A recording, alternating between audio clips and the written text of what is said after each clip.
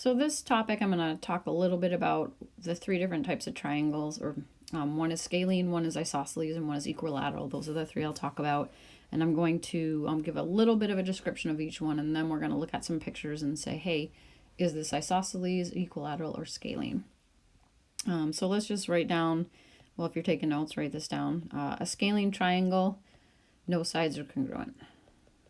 Congruent is a geometric term in math, which means equal. But because we're talking about like a two-dimensional figure, we use the word congruent when we talk about shapes. So if we have a triangle with no sides that are the same measure, we have a scalene triangle. Another kind of triangle is isosceles triangle.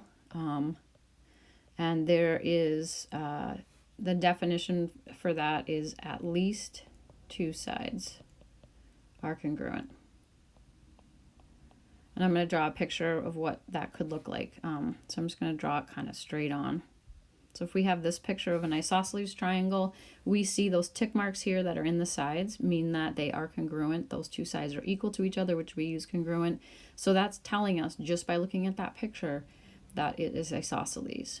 If we have a triangle that's showing up and it just looks isosceles and the tick marks aren't there, we can't assume it, okay? We need to actually have the tick marks showing us that it's isosceles.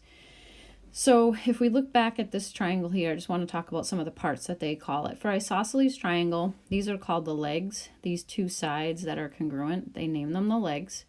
And that means that this other side, which is not one of the congruent ones, this one's called the base. All right. For the other triangle that I have over here, this is a leg, because those are the congruent ones, and this one here is the base.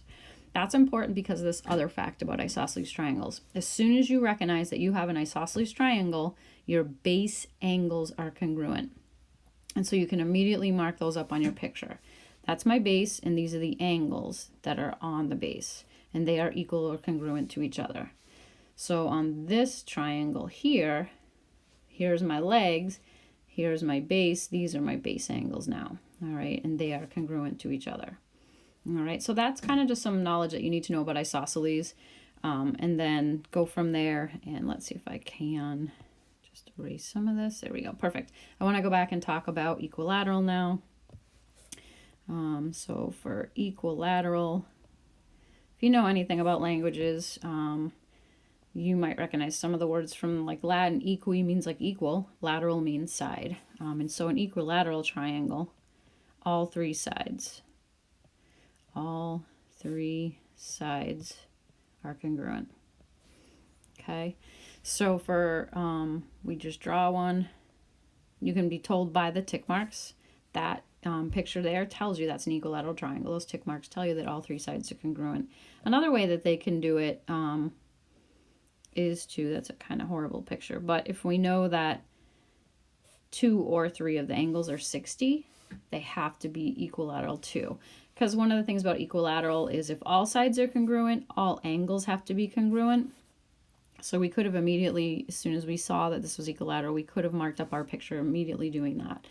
If all sides are equal, all angles are equal. And that's true with polygons too. If all sides are equal, all angles are equal. For a triangle, the angles have to add up to 180, and that's how we got the 60. 180 divided by 3 equal angles gives you that 60 degrees. So that's another way to tell that there is an equilateral triangle going on.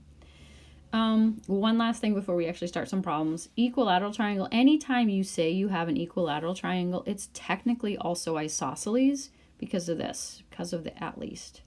So anything that's equilateral is also isosceles. Kind of nitpicky, kind of a little sneaky, but it is what it is. So it's just something to keep in mind. All right, so let's take a look at this picture. Let's say we're going to have a triangle like this, and we know that this is congruent to that. So what kind of a triangle is it? There's only 2 sides that are marked equal, and we can't assume anything else is going on with that, and that is an isosceles triangle. The only thing you could add to the picture as soon as you recognize it as isosceles is to mark the base angles congruent.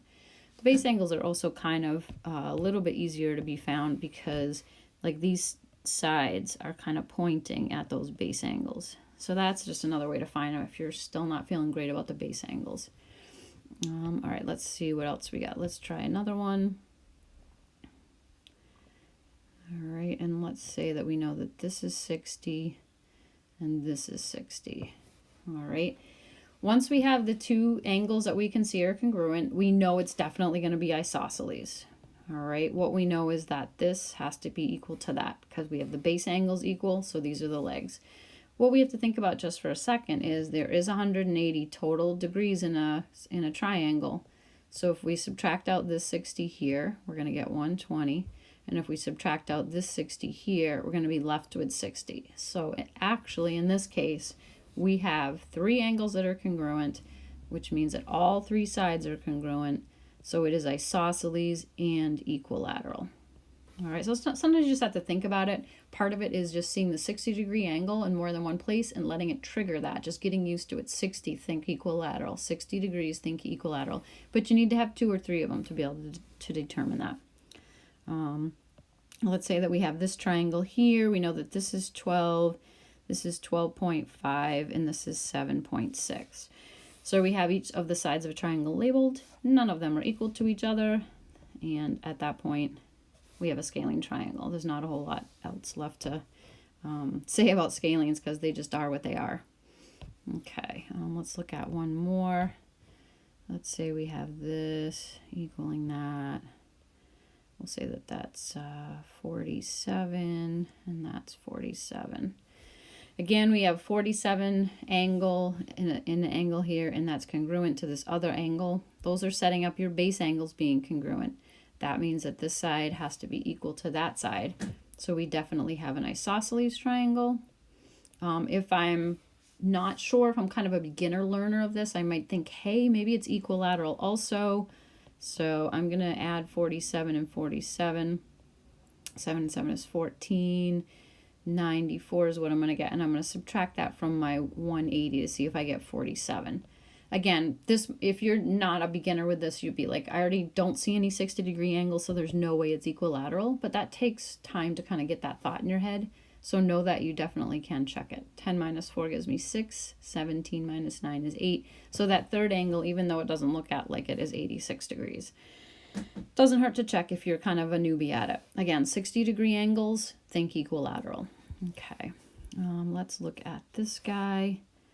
If we have this is 14 and this is 14 and that's 6. Again, not drawn to scale by any stretch of the imagination. So if we look at that picture, we see that we have this side congruent to this side. They're pointing at the base angles, which are congruent, and that is all that we can mark up in that picture. Because we have two sides that are congruent, this is called an isosceles triangle. All right, so no sides congruent, scalene, at least two sides congruent, isosceles, and the base angles are congruent. All three sides or all three angles equal, it's equilateral, also called equiangular. All right, thanks for watching.